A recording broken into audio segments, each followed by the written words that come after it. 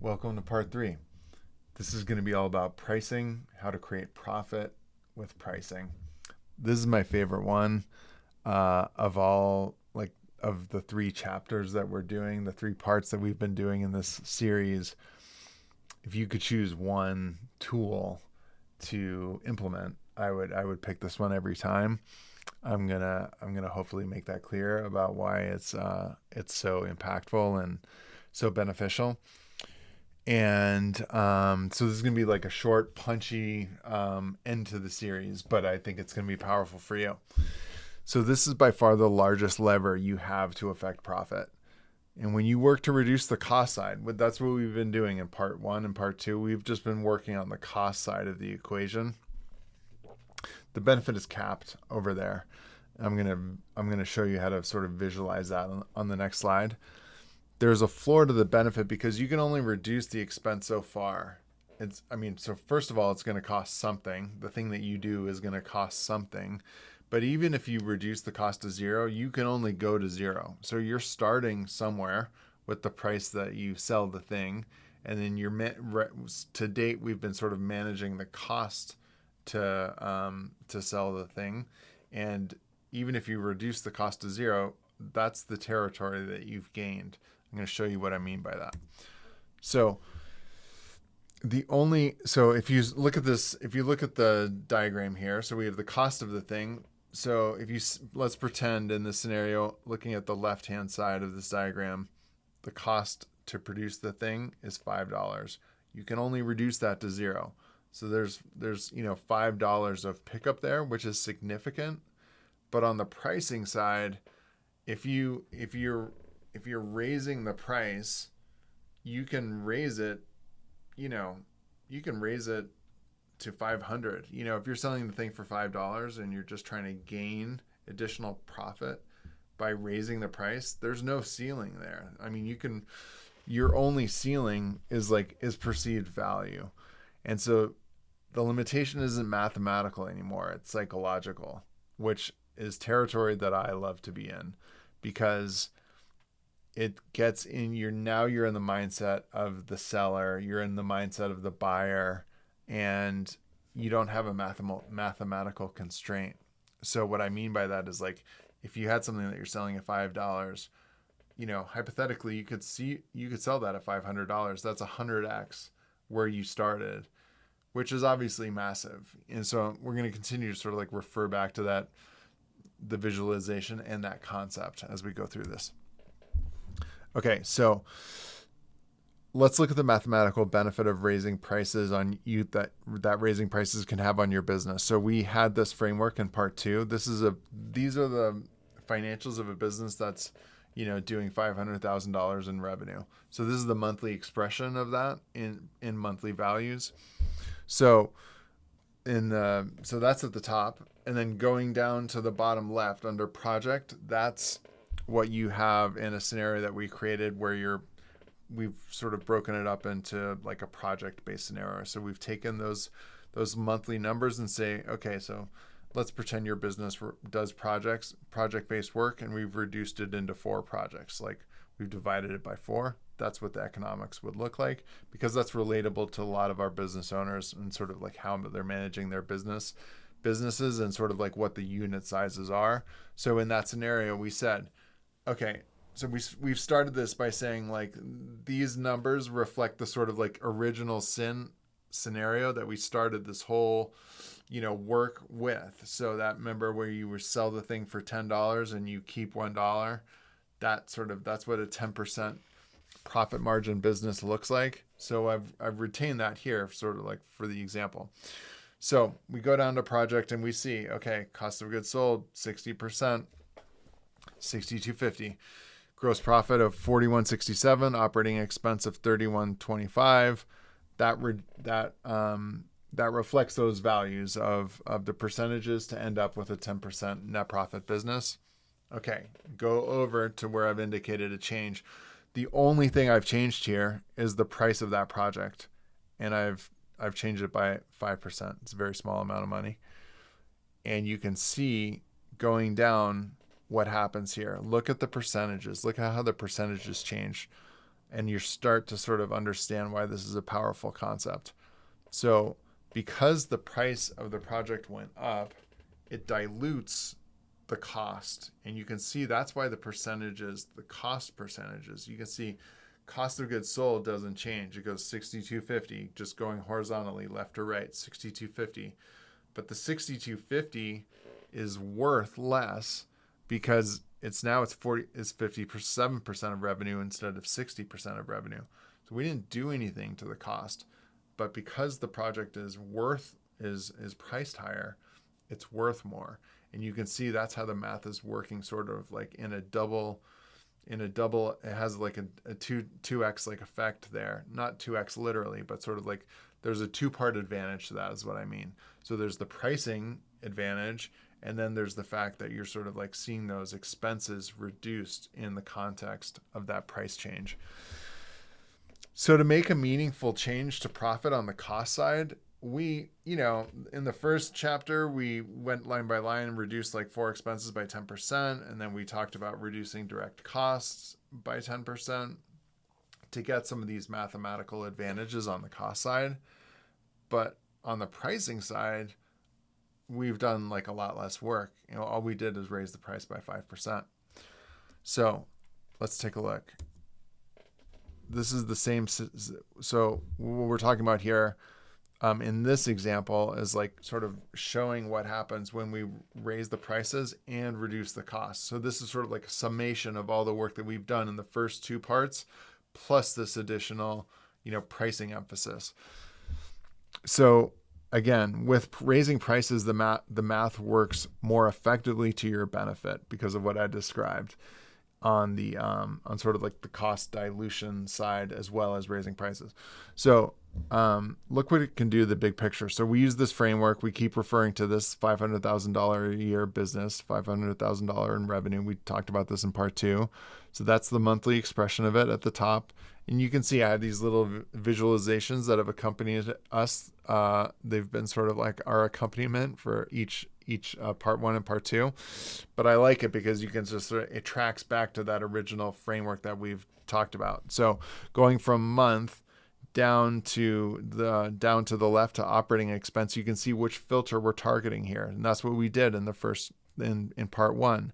We reduced operating expense from 30% to 28% by reducing those 4 lines by 10%. That gave us a 2% pickup in profit.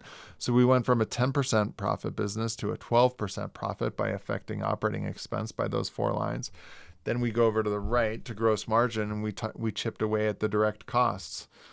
Again, reducing those by 2%, added another 2% to profit to the business. Then now the profit goes from 10 to 12 to 14. Now we did those things, plus we raised prices by 5%. And actually I've been pitching this as like a 3% contribution to profit. It's actually 4% just because the math worked out when you raise prices by 5%. I just felt like that was an easy way to sort of explain a price raise. Everybody can sort of intuitively visualize what a 10%, we've all tipped in restaurants, right? You use that framework of like 10% and then double it to add 20, so forth. So it's sort of like intuitive, and even if you don't have like an advanced mathematical understanding, 10% is sort of an easy concept to grasp. So reduce that by half to 5%, and raising prices 5%, like it's a small change, but it's having a big contribution. So if we do all of these 3 things, you can see the business started at 10% net profit. Now it's 18% profit. So it's like, this is why we're doing this work, because you can see how we're making a meaningful change here. We're on the way to doubling the profit of the business by the 3 steps that we've taken here. So raising prices. So if the dimension of the change still feels scary, apply the work to a time frame and make it small. I like this. So what we did here when we first talked about raising prices, this price change is $521 on a $10,000 project. So you go back to what happens here. This is how I like reducing it in an incremental way to make it feel less scary. So $521 a project. Let's say the project took a week to do. it's $100. It's $104 a day. Like very digestible numbers, right? $13 an hour. So if you had to pitch this to a client, you can sort of frame it in some of these ways if it's helpful to you.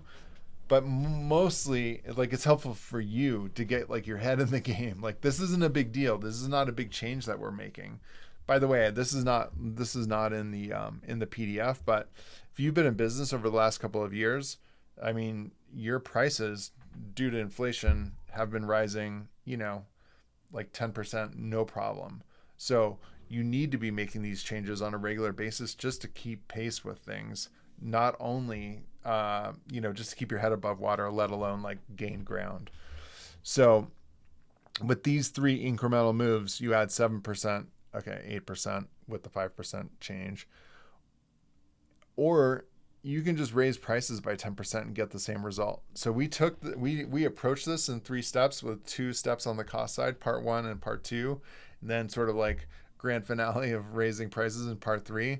But if you just raise prices 10%, you'd get the same benefit of mathematically of everything that we did here. You'd basically gain 8% like right in profit just by doing that if you kept costs the same. So if you do both, like this, which we did here, if you take both steps, now you're attacking the cost side and boosting the revenue side, and now you're really cooking with gas. That's the power of pricing. That's why I love it so much. I mean, I feel like when I stumble across like the mathematical expression of what it looks like to raise prices, I feel like I'm like discovering alchemy. It's incredible, and that's why I want that for the business owners that we work with so much. And so, you get to this point where you've demonstrated all this like mathematical benefit to raising prices, and people still don't like doing it. So I just want to touch on that for a second. And the reason small businesses don't advocate for themselves more is because of fear, and fear around pricing. And the nature of that fear is that they're afraid that they aren't good enough to charge more.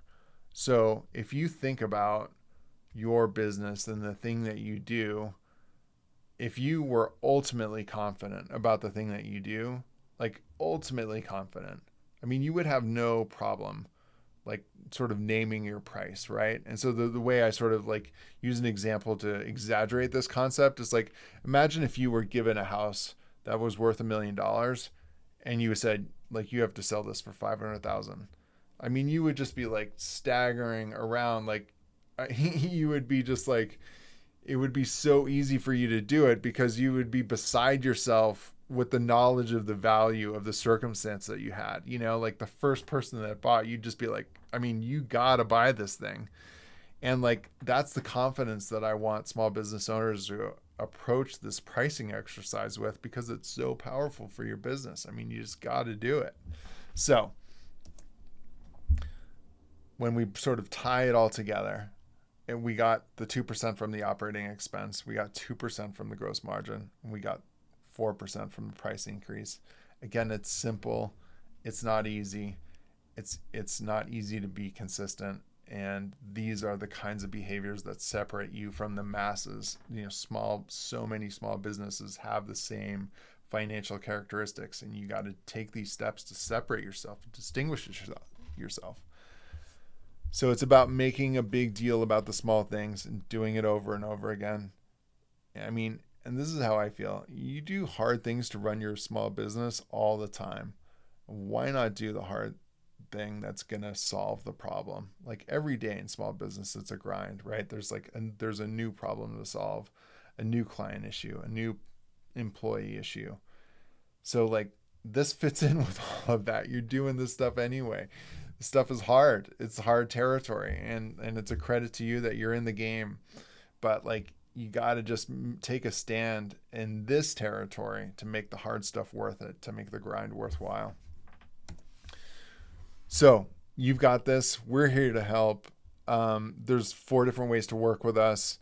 You can get in our membership group where we answer DM calls. And me and Rob, who's the other advisor right now, looking forward to including other advisors into the group, and some of that's happening now. But when you're in with membership, not only do you get discounted access to the different ways to work with us, but you can DM us at any time, talk about what you're working through, share what you need help thinking through, and we, respond right in there. And then in addition, work like that we've done here in part 1, 2, and 3, that's going to be in the membership group as well. And we're going to be adding to that at a minimum a couple times a month, and probably more than that.